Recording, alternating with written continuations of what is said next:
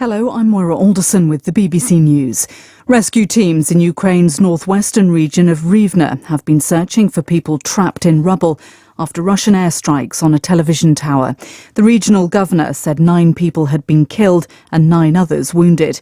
The Ukrainian capital has also been coming under heavy shelling, as Lise Doucette reports. Tonight in Kiev there have been constant explosions on the edge of the city, like rolling thunder. And Monday morning was very noisy. A lot of Russian artillery fire, louder than we've heard it before. But there was also a lot of Ukrainian firing surface-to-air missiles. 20 days on, this is a brutal war and a deepening humanitarian catastrophe. The authorities in the besieged Ukrainian city of Mariupol say a convoy of about 160 civilian vehicles that managed to leave the city has not yet managed to reach its intended destination. They blamed Russian forces for not respecting a ceasefire. The main evening news on Russia's flagship Channel 1 has been disrupted by a protest against the war. The programme quickly switched to a pre-recorded report, but not before the anti-war poster she was holding could be easily read. She's said to have been arrested. Caroline Davis has more. The protester appeared behind the studio presenter on Russia's TV Channel 1, holding a poster that read, "Stop the war, don't believe propaganda, they're lying to you here." An independent protest monitoring group has named the woman as Marina Ovsyannikova and said that she's an employee of the channel. In a video they say she recorded before the protest, she calls the conflict in Ukraine a true crime, labels Russia as the aggressor and blames President Putin.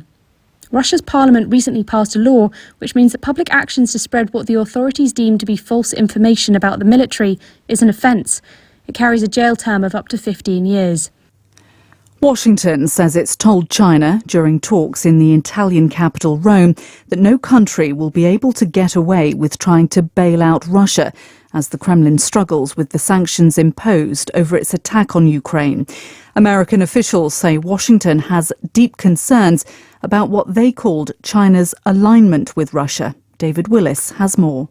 A pre-arranged meeting between America's National Security Advisor Jake Sullivan and China's Senior Policy Advisor Yang Jiechi took on heightened significance in the light of concerns voiced over the weekend by the US that China has been asked to provide military and economic assistance to Russia.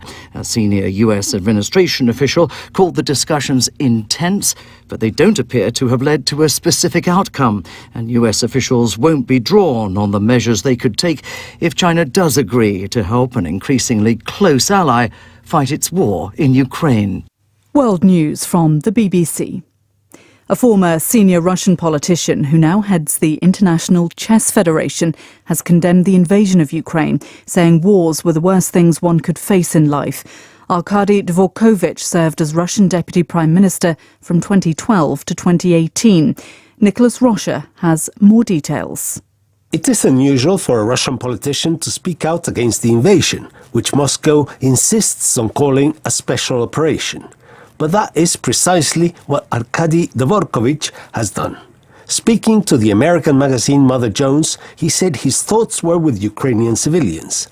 It is not the first time this federation, governing a sport dominated by Russians for decades, has criticized the Kremlin. 2 weeks ago, it banned Russian chess players from competing under their own flag and stripped the country of the Chess Olympiad scheduled to take place in Moscow this year. The British government has made available a website for Ukrainians with family members living in Britain to apply for visas online. A second visa scheme for Ukrainians without family in Britain, which involves British citizens offering to house those fleeing the war, has attracted thousands of potential hosts. Critics point out that neither route is as generous or as straightforward for refugees as that provided by most European Union nations.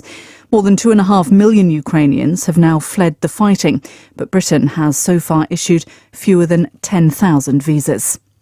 And in other news, a new study in Britain has shown that the coronavirus pandemic has led to unprecedented demand for specialist mental health care. The Royal College of Psychiatrists indicates that referrals hit a record high of 4.3 million in England alone by the end of last year. Over 1 million of those were of people under the age of 18 seeking help with issues such as depression and anxiety. That's the latest world news from the BBC.